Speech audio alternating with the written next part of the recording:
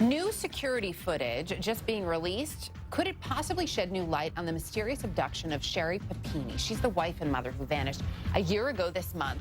Turned up 3 weeks later. Police say when she was found, she was bound, had been beaten, her hair had been cut off. She had a brand on her shoulder and very little memory of what had happened to her. Well, now there is this new surveillance video. Police say it shows Papini rushing. Now, look, we've highlighted it there for you. Rushing across a church parking lot and then back again. The timestamp on the video, 4:15 a.m., Thanksgiving morning. She was found by a trucker near the on-ramp to Interstate 5, not far away, just a few minutes later. So how do police know it's her? Well, that is People Magazine's cover story this week. Senior writer Christine Pelisek joins us. She's been following the case from the very beginning. So I know that you spoke with the sheriff. What is it that has them so convinced, Christine, that this video does show Sherri Papini? Well, I think a lot of it is the fact that the video shows a timestamp of 4:15, and she was actually found by the truck driver at 4:22. And another thing, too, when you see her running through the parking lot, the detective actually told me that you can actually see that her left hand is shackled. She had shackles around her waist, and her left hand had a zip tie that tied to the shackles. So they had said to me that if you looked really close, you could actually see that her hand is sort of to the back a little.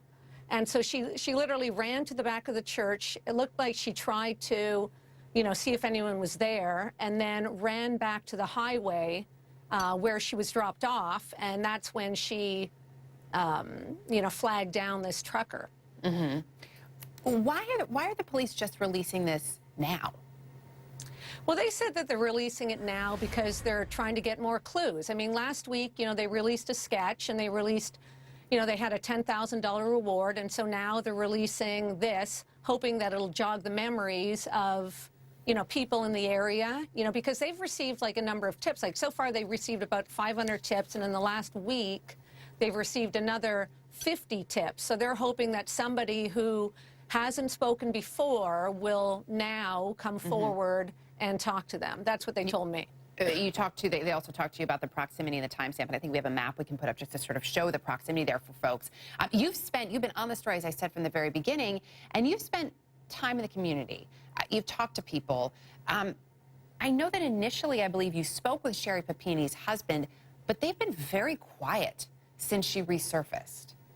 Yes, they have. I mean, at first, when she went missing, Keith talked to a lot of people, including me. And, he really wanted to find Sherri. And so he was very outspoken about it.